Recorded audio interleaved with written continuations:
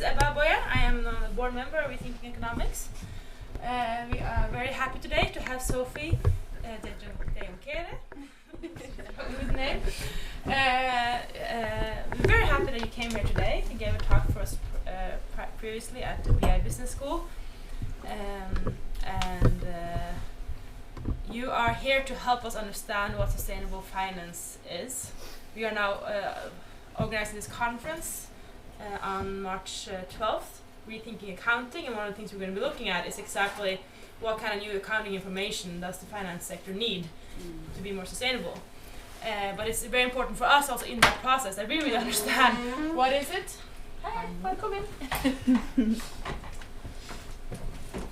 That we both understand what it is, and also to have that presentation, and then this forum right here, we can really sit down and then we can just ask all the questions we have to Sophie. She'll try to answer them. We can have discussions. We can have critical conversations about what do we believe in this? Is this going to work? Is this the future, or is it just a big hoax? I mean, this is we'll have that discussion. So we're very happy to have Sophie here. She is working at the CICERO Center for Climate. And actually making these green bonds that they make there. I'm not going to try to explain what it is. You'll do that very soon. And Sophie, she's a senior advisor in climate finance at CICERO with a degree in sustainable management from Columbia University. She has over 10 years of experience in sustainable development and climate policy, and has previously served as the UNDP technical advisor managing the Green Climate Fund in over 30 countries. So it's pretty impressive. Very happy that you're here with us today. And so we'll talk and we'll have a discussion. Yeah. Sounds good. Thank you, Eva.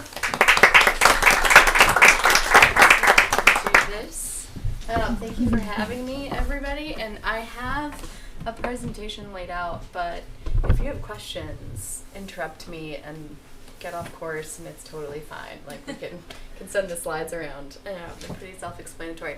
Yeah, thank you for the introduction, Eva.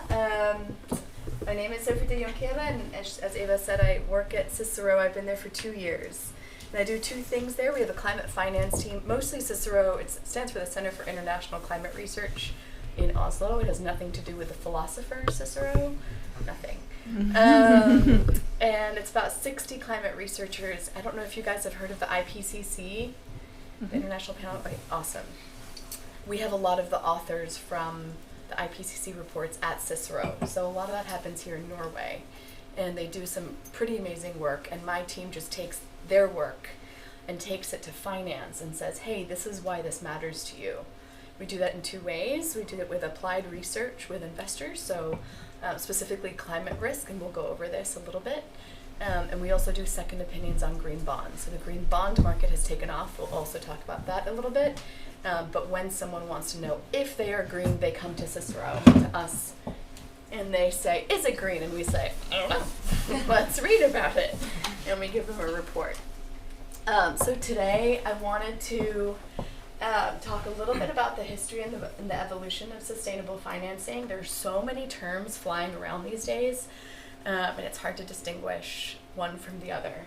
And then dive a little bit into the green bond market. But again, if you have a specific question, let me know. So, SRI, it stands for Socially Responsible Investing, and it's actually a lot older than you think. It started in... I just actually learned some of this today. 15 to 1300, before, like years before Christ, and with Judaism, it's actually part of Jewish law that investors should do no harm with their investments. So this is a very old concept. I don't know if the investors in New York still abide by this. Maybe they need a reminder.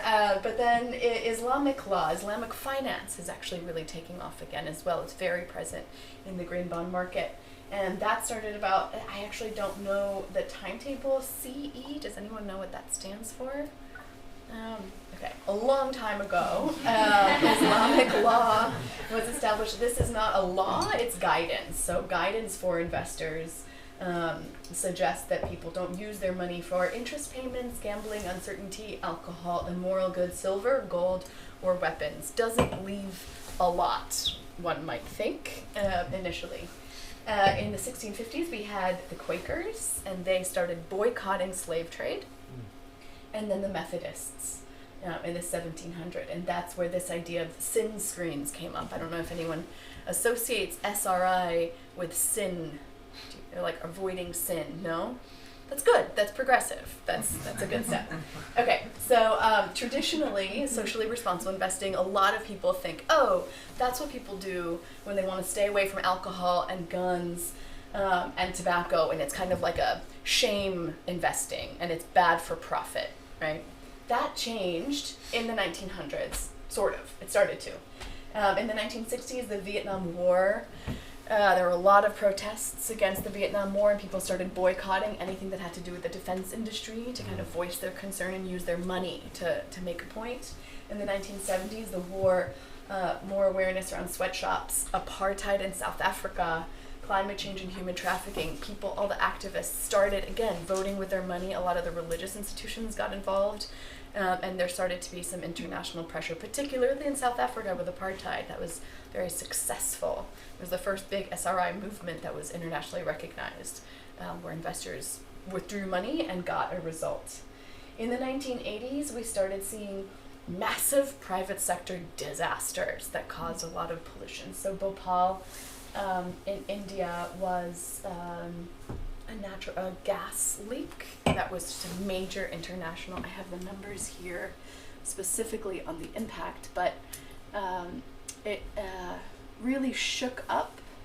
1984 gas leak. It was the worst industrial disaster worldwide, and over 500,000 people were exposed to this toxic gas, with over 2,000 deaths. Then Chernobyl, I'm sure everyone has seen the special on HBO. And then Exxon Valdez, a massive oil spill. All of these are still ongoing problems. We still haven't cleaned it up. So people started freaking out and saying, hey, this is a risk. We need to yell at the private sector. We need to use our pressure that we have with shares that we own. And it gave rise to the shareholder advocacy, or reinforced the shareholder advocacy movement that started in the 1970s. Now, in the 2000s, I work in such a doomsday sector, right? Like my superpower, my husband always says that my superpower is like ruining anyone's hobby with sustainability facts. So test me later. But I do have a lot of hope based on the past 5 or 10 years, because first, in 2010 or so, we had the UNPRI, so the UN Principles for Responsible Investing. That was kind of, they launched them in anticipation of the Paris Agreement, and that broke down all these things that investors should disclose if they're going to be held accountable for some of these issues. Then we had the Paris Agreement in 2015, where a lot of countries got together and said, oh my God, climate change is a really big deal and we should probably address it. These are our targets. They're not enough, but let's revisit that in 5 years, which is, by the way, this year. And we'll get going. And then the US joined, and then the US stepped out, and, SDGs, does everyone know what they stand for? Sustainable Development Goals. Okay, also a UN initiative. But it set global targets for everything from poverty to water to access to energy, education, etc. And finally, the most recent agreement that has really signaled and gotten a lot of response globally is the TCFD. Who's heard of these? No. Okay. So the FSB, the Financial Stability Board, put together the TCFD, the Task Force for Climate-Related Financial Disclosures. This was established by Michael Bloomberg. To look at how climate change affects finance. So not how we affect climate, how climate is hitting back at us. And it is. It's costing us money, which we'll get into. But anyway, so these are exciting a new phase of this whole movement. So who is involved? Absolutely everybody. Individuals can sign on to like robo-investors. Like that's really been a millennial thing. We want our money to do good, and so people have set up robo-advisors where we can set up our own screens and say, I only want to invest in companies with all women on the board, or whatever our screens are. University endowments, hospitals, foundations, religious institutions, insurance companies, real estate investors. Everyone is now freaking out about these issues, which is great. For me, I'm really excited.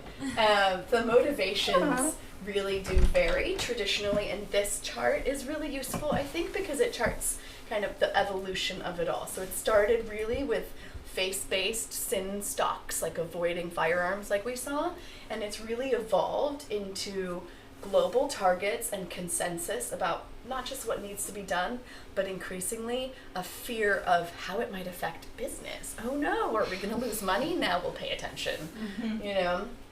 Not to be too cynical, but it's really now I walk into a meeting with investors and they're like, yeah, well, you know, it'd be nice to have good impact, but like we have to make money. And I get to hit them with, actually, it's costing you money already. And I give them some numbers because we have numbers. So it's a very interesting phase in the evolution of this market. So let's dig in a little bit into the different terms. SRI, again, traditionally used to be socially responsible investing, but now I'm seeing that people are calling SRI sustainable, responsible, and impact investing, just to try to put it all in one bucket so that people don't get confused, but it just confuses it more, I think. But anyway, the point is all of these terms hit this big bucket of approaches. You probably can't go wrong, and you can probably defend your use of the term. These are my interpretations, right? There are different ones, though. So SRI is really ethically driven and has to do with morals and sin stocks and all that stuff. ESG is more of the current approach, where we're looking at data, and we're incorporating data into investment decision making. And using it to inform traditional investing. So you're not excluding stocks necessarily. You're maybe picking the best in class. You're saying, okay, I won't divest from oil and gas, but I'm only going to invest in oil and gas companies with zero emissions and lots of diversity on the board, you know? Then you have impact investing. I think that's a different class because traditionally that's looking at, okay, you know, I want to invest in clean tech and build clean tech. I have a mandate that I want to accomplish with my money. That's more impact investing. Microfinance, that's more traditional again. Then we're looking at, you know, small businesses in Indonesia working in textiles. You want to lend the money, you get money back, but it's probably not like optimal return. You're doing good. And making less, and that's kind of the traditional thought frame around sustainable investing, which has changed with ESG. And then there's climate finance, and that's really where I'm focused and where I'm going to take this in a second. And climate finance can be understood in two ways. Some people think it means development, so it means helping developing countries get ready to prepare for climate change, right? And that it does include that. But the way that we work with it at CICERO, it also means working with the biggest banks, with BlackRock and JP Morgan and DNB and Storebrand to say, okay, you want to protect your interests? Think about climate change in these ways. Okay. So the big question is, can you invest responsibly and be profitable? And the answer is yes. Yes. There used to not be data, but increasingly, like now we have 5, 10, 20 years of data, right? And it's getting really, really interesting now with all this data. Based on Bloomberg data, in 2019, 9 of the biggest ESG mutual funds in the US outperformed the market. That's pretty cool. Why? I don't think it's necessarily because doing good is good for the world. Like, no, I think that good performance on ESG is a proxy for good management, right? So a leadership team that pays attention to governance issues, that avoids environmental fines, that avoids scandals in the media from like child labor or human trafficking, like they run their company better, and so they probably do better financially. So that's been proven now with some data. You can see in this Bloomberg chart over here, it's kind of blurry, but this is the 5-year returns, and this is the percent. So this goes up to 30-40% returns. So after 1 year, all of these ESG funds we're getting 30 or 40%, and 5 years they're still getting like 15. So yeah, and then down here on this bottom chart, this shows all of the PRI signatories, right? The green line or the green bubbles are the number of signatories, so companies or banks signing on to the UNPRI. And the blue bars are assets under management, so being managed in accordance with PRI. So it is really growing. Now we're going to switch paths a little bit and go into climate change and Doomsday Studies 101. Okay, so this is, the chart is drawn from the FT, and it just shows global average temperature in Celsius. So you can see that we are on a very clear path upwards. So yes, and when people say, when climate deniers say, yeah, well, it's natural fluctuation of the earth, yes, there are natural fluctuations of the earth, but not this intense, not this fast.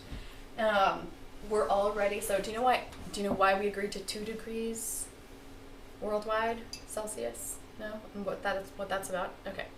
So we've agreed as a global community that we don't want the Earth to heat up more than 2 degrees Celsius above pre-industrial times, right? So before the Industrial Revolution began in the UK. And why is that?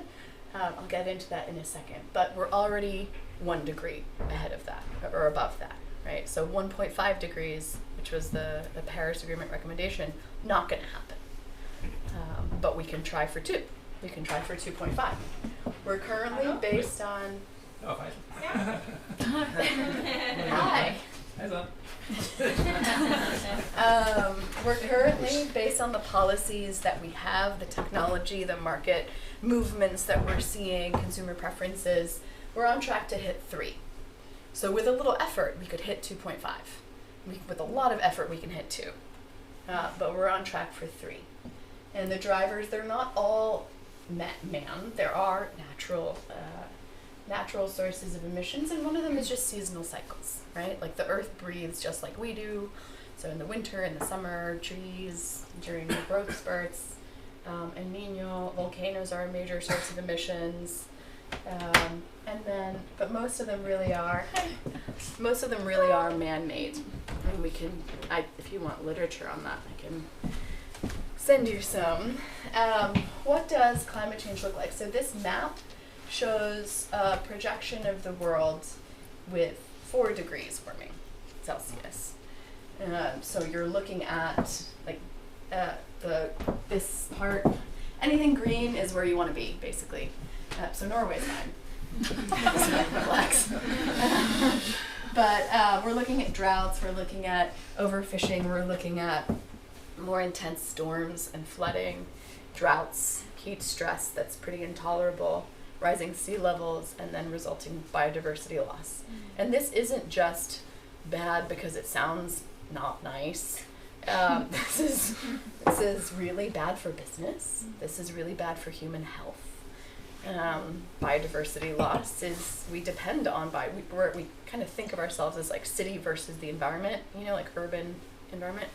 We're fully dependent on it, and we're starting to realize it now. Now that it's all under stress. These are sources of anthropogenic emissions. So the vast majority of emissions come from energy use, not necessarily energy production. So if we replace all the coal plants in the world, that doesn't mean that block goes away. It's also energy use. Right. Wait, I take that back. I completely take that back. Agriculture, land, and forestry is the green bar, then transportation. Industry is the yellow one, and the other one is residential and commercial use. So really we're seeing energy go up substantially. I'm surprised actually that agriculture, land, and forestry emissions haven't gone up more.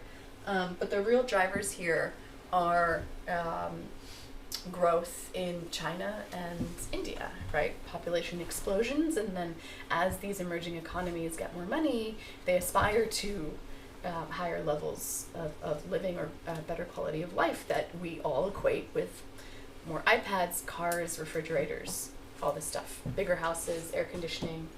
And so that's really driving emissions. So while emissions intensity per person is stable or going down in a lot of the developed world, which is good, overall it's still going up with population. And then over here you can see, you can't really see, right? Yeah, no. Here we go. So this is Europe. This is the US. India, Africa, the red is China. And I can't read that either. That is, it also says EU. EU 25 and then Europe other. Yeah.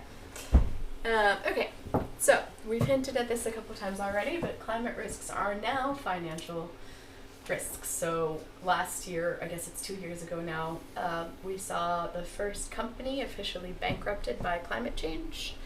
The PG&E was the utility company in California, and it was held liable for all of the fires that ravaged California and burned down entire towns 2 years in a row. They're on the hook for $30 billion. Couldn't pay it, went bankrupt. And California is scrambling now. Insurance companies are kind of freaking out in California. They're trying to drop clients because this is probably going to happen again, and they don't know how to pay for it. They don't want to pay for this damage, right? They're supposed to stay away from really risky investments. So the government of California has required that they not drop their clients, because if they do, then these people don't have coverage. But if they're forced to continue covering these people and the houses keep burning down, the insurance companies are going to go out of business too. Either way, this is a big problem that I think finance is really waking up to. Here in the Nordics, we saw a lot of flooding a couple of years ago, and over 50% of the damages from those floods were uninsured. So this question of who's going to pay for the damage is really coming up more and more often. And sometimes you don't think about it, but for example, I love this, the case study. I don't love, it's just love. The drought in Panama, actually, the water level in the canal dropped so much that the ships had to take off half of the load to get through the canal, which meant that they had to pay for storage, for other stuff. They had to do another route to pick up the stuff and get it through. There were delays in delivery. There are very real financial implications on this right now. And because of that, Michael Bloomberg and the TCFD got together and they said, okay, everyone really needs to measure and disclose climate risk, right? This idea that the environment is going to cost us money. And there's two kinds of risk. There's physical risk, which is what I focus on in my research, which is why these are more physical climate risk oriented. But it's this idea that flooding, storms, heat stress, drought will cost you money. It can disrupt your supply chains, it can damage your facilities, it can mean that your workers get sick and can't operate because it's too hot. And then there's transition risk, and that's the idea that regulations are going to be passed that will maybe imply costs for you. Market preferences might change, so millennials might just decide to boycott everything that you produce, or a technology. We're a real threat. It's great. There might be a technology that displaces your product, and then you're out of business, right? If you're fossil fuel based or inefficient. And those are transition risks. And now everyone is pushing for disclosure. It's really only been a couple of years. This came out in 2015, 2016.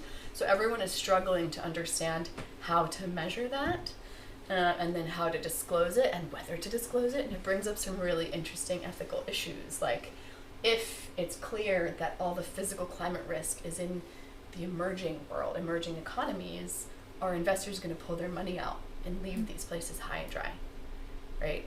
So there are ethical implications to disclosure that everyone's, again, just realizing. Yeah. Doomsday. You happy yet? Okay, so has everybody seen a version of this chart? So I got some good news from the scientists today at CICERO, or last week, that made me feel much better about things. Because typically, and it's here too, when we look at this chart, everyone assumes that this is where we're going to go, default. This is our default. And scientists have been pushing back in this upcoming report. So CICERO is putting the scientists that contribute to the 6th IPCC report are putting out some articles in anticipation of it. And one of the articles was just, it gave me a lot of peace of mind. And it made it very clear that this is not our status quo. That is not where we're headed. We'd have to try very hard to get our emissions to that level. So that's good. So this is more where we're headed, which, at least for me, it's gives me a lot of peace of mind. The other thing that I found very interesting is that this chart that they put out, we all assume that it represents socioeconomic factors, like policy decisions, technological innovations. It doesn't. It's just purely levels of emission. That's it. So if you see it in isolation like this, then it's a little bit more like calming, it's not as panic-inducing. They are coming out with this version of the chart in this next report in the coming months that does factor in socioeconomic factors. So that'll be really interesting to see. But yeah, so basically we're heading for 3 degrees. We've talked a little bit about what 4 degrees looks like or what climate change in generally looks like. The pledges have us at between 2.7 and 3. So we need to push a little bit harder globally. And that will be super interesting to watch this November. The climate talks are in Glasgow. And this is the big year when we re-pledge. Speaking of pledges, no one is on track for a 1.5 degree world. Not a single country. Yeah. Morocco and Gambia. I think because their emissions per person are so low anyway. Then 2 degree, Costa Rica, Ethiopia, India, Philippines, and Bhutan. Again, same thing. I'll just point out my own country over here. We are right in the 4 degree column alongside Ukraine, Turkey, Saudi Arabia, Russia, and Chile. So that's good. The EU is in the 3 degree column along with Norway. So we have some pushing to do. How do we finance this? This takes a lot of money. There's a couple ways to do that. We're going to look specifically at green bonds. Does everybody know what a green bond is? Okay. Does everybody know what a bond is? Okay. It's just debt. You say, okay, I will owe you this much money and I'll pay you back in 5 years with this much on top. And it's very low risk because it's debt versus equity. If you're investing in equity, you own shares in the market. So if the value of that company goes up, the value of your investment goes up. But it could crash as well. With bonds, you're going to get your money back unless that country or that company disappears. You're just waiting, right? It's just that plus interest. So it's less risky, and investors like it a lot. So when people take out debt, it's called a bond. When it's a green bond, it's just that person saying, we think this is environmentally friendly. So that's why CICERO comes in and they pay us to say, yeah, we agree, it's environmentally friendly. That's why that's there. So there are some key areas where a lot of the green bonds focus, and I think that it makes sense. Transportation, water, waste, and energy, and real estate, really, and buildings. Have been traditionally the big focus areas for bonds because it's very easy to report on the environmental gains from those project categories. If you make a building more efficient, you can report it with reduced energy costs, right? And you can translate that to greenhouse gas emissions. If it's water and waste, you can report reduced water use, right? Reduced emissions, yeah. There was this case now with DNB in the green bonds industry where they invested in just standard housing. That is just by law the standard in Norway. And then they branded it as green bonds. Yeah. Like the incentives here are weird in some way.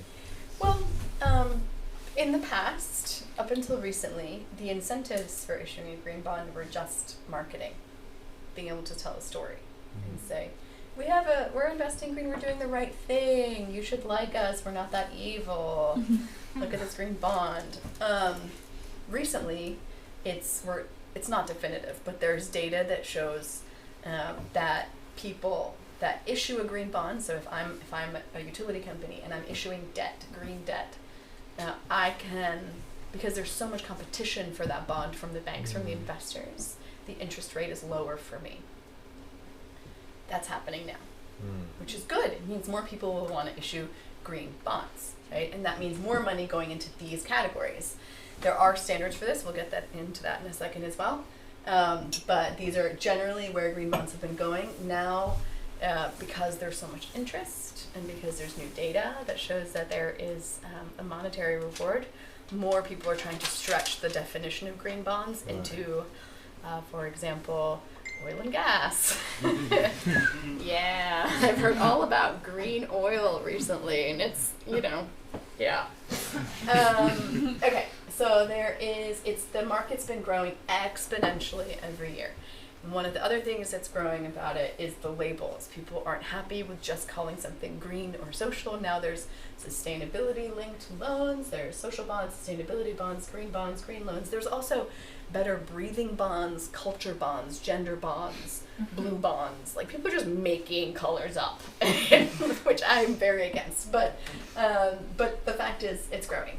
And a lot of participation across the board. Surprisingly, the U.S. is the leader, but that is very explicable. It's one issuer. It's Fannie Mae. Fannie Mae is the biggest green bond issuer in the world by far. They're a government-sponsored entity. They help people with mortgages. So they invest in people's real estate mortgages. They buy them from you and manage it. They're just huge. They're one of the big reasons that the 2008 financial crash happened. They're super regulated, but they have a lot of money, and so they are doing green bonds, and that's why the U.S. is ahead. Without Fannie Mae, I think we'd be on the other side of the chart. So just put that in perspective. Who defines green? The green bond market is a voluntary market, so you can technically go to the market and say, this bond is green, and no one can challenge you, technically. Maybe you could go in and read the framework and say, I disagree with you, but they've said it's green, and that goes, right? As an investor, you can choose which ones you want to invest in, and so investors always want to have a second opinion, like the one that CICERO provides. But because it's voluntary, the market has really tried to standardize it, and the standard that everyone really goes by is the Green Bond Principles. It's developed by the ICMA, which is the International Capital Markets Association, and they've developed standards for social bonds and sustainability bonds as well. And everyone more or less adheres to that. Now we're seeing some regional standards that are being built up around that as well. So the Asian region has developed their own standards. The Islamic finance has built their own standards based on the Green Bond Principles, but adding some elements of Islamic finance that we touched on in the beginning. The London Stock Exchange, S&P, everyone kind of has their own version of what goes and what doesn't go. The Climate Bonds Initiative is also trying to develop more precise definitions that CICERO actually completely disagrees with, because it takes a lot of the innovation and flexibility out of the market.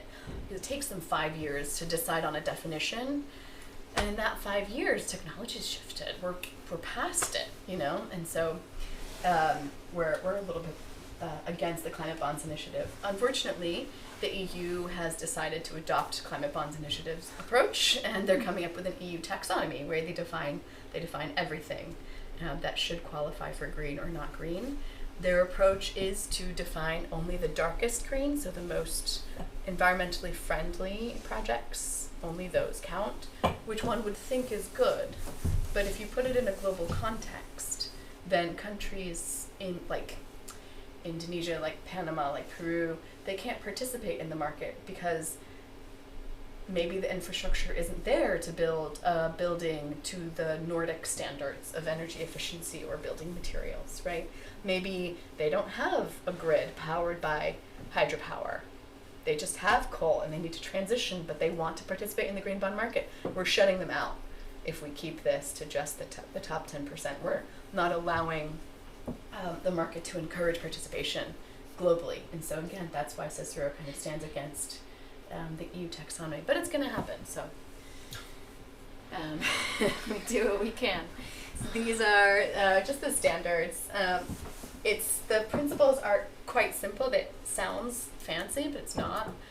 There's just 4 parts of it. There's the use of proceeds, selection criteria, management of proceeds, and transparency and accountability. So the use of proceeds section is where the issuer has to say what they're going to invest in, what qualifies. The selection criteria explains how they're going to decide that a project qualifies or doesn't qualify. Do they have anyone with environmental expertise on the selection committee? How often do they review applications? How do they flag projects, etc.? Management of proceeds is what do they do when the money comes in? Do they put it in a separate account, or do they just note how much they got and then spend that much on green?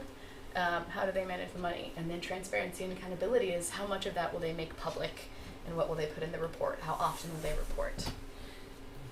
These are the Green Bond Principles project categories. So these are guidelines. So a lot of the issuers that I've worked with have gone in between the lines and come up with their own project categories, and that's totally fine. These are just guidelines. But renewable energy, energy efficiency, clean transportation, green buildings, those are the very typical ones. Biodiversity conservation is almost never invoked. Sustainable water, wastewater management is now quite common. Pollution prevention and control, a lot of the time that we look at that's waste management. So we just did a second opinion for the Spanish, it's a global waste management company, but we did a second opinion for the Spanish arm, and they're pushing electric vehicles into the waste management industry. So they're fossil fuel trucks basically everywhere in the world, except for now in Spain and in the UK. They've introduced electric vehicle fleets that will pick up trash. So that was great. Climate change adaptation, I hate that category because it's so broad. It could mean anything, and it really needs to be woven into all of the different categories, in my view, right? Like if you want to build a hydropower dam, which has its own issues, right? Social issues and environmental issues, but you're building this dam in an area that's projected to experience water stress and less water, then you should think about adaptation. That's part of the renewable energy category. Hi. Or, for example, in the clean transportation category, if you're going to build an electric train track across the country, that's great. But what if you're building it through flood zones? Maybe you should pay attention to that. That's adaptation.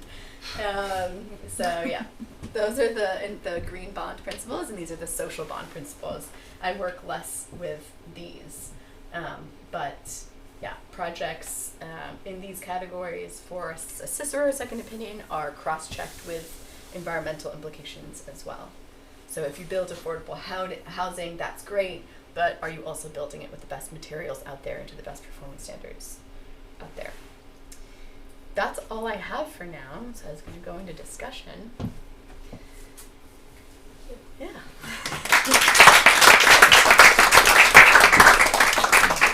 Thank you, that was great. I was just wondering, maybe we should take a round so everybody can introduce themselves first. It's easier to speak up when we know who's here. Yeah, sounds good. If you wanna. Andre, work at Framtid Några Händer. I've been studying economics at NBU. So I'm part of the